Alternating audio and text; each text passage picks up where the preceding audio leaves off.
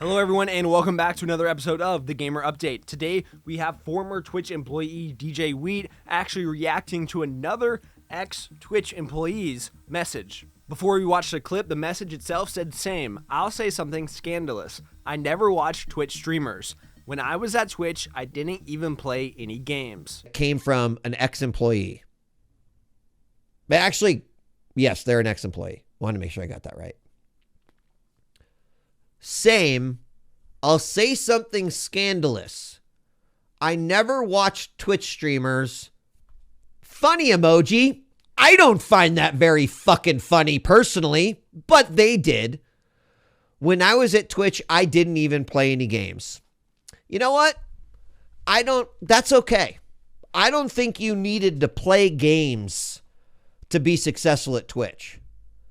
What I do think you needed to do was I think you needed to understand the product. I think you needed to use the product.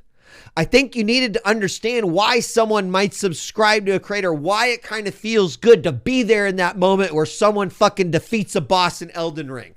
Like why someone might return day after day at 9 a.m. when someone goes live. Now there's a couple of different sides here, but at face value, I do agree with Marcus. I think that to understand exactly who you are building a product for, you should be involved in consuming the product. Now, I know as someone who worked in esports, in gaming, it can feel a little bit overwhelming as an employee to go home and watch a stream, to go home and play games. It can feel like a lot, and oftentimes you want to separate kind of that work and life balance a little bit. I know it sounds crazy, and at the same time, there might be some employees that consuming something like that isn't quite as important. Of course, if you're working in a community or if you're working at a level that your decisions are going to affect a lot of the streamers or a lot of the consumers, then you should have an idea of what the consumer experience is going to be like. This isn't the first time that djWheat has called this out. In an interview with Cecilia D'Anastasio, talking about Twitch, he said, "We went down the Silicon Valley route, hiring from Facebook, from Twitter," he stated.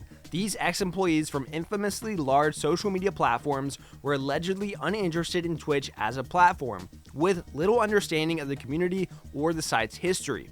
He expressed that these new hires were unwilling to learn what this community was and why it was special. As not only the former head of creator development, but also a very long time and long-term Twitch employee, djWheat is going to have a remarkably different point of view than those employees that they're bringing in later. And it seems like the type of employees that he is once again calling out in this clip and reacting to.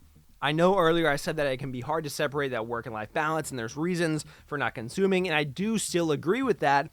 But at the same time, even when I was a Valorant producer and I didn't love playing Valorant, I understood the need to consume Valorant content all the time and to even play it at least once a month, even if my mental couldn't really handle it because I am just really bad. But that's not the point. djWheat makes it a point that he wants to stand up for the community, and he always has. Distractor. I was seen as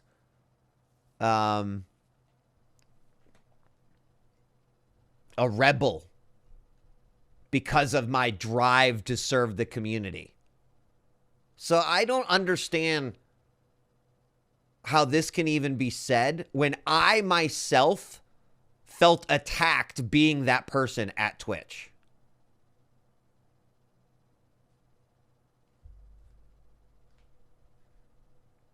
I think this is as corporate of a communication as you're ever going to get. And it's sad. You know, I spent like the last 4 months at Twitch fighting for more empathy training for employees. That's an old clip, but as he said there, he was treated like a rebel for being the person who thought of the community. I'd like to think that there were a lot of people at Twitch like that. I know a few former Twitch employees to this day that I know were like that. So I know not everyone was, but maybe a lot of these new hires that they brought in were in fact people who didn't really think about the community, didn't even consume Twitch, play video games, or understand the community. But let me know what you guys think, and we'll catch you later.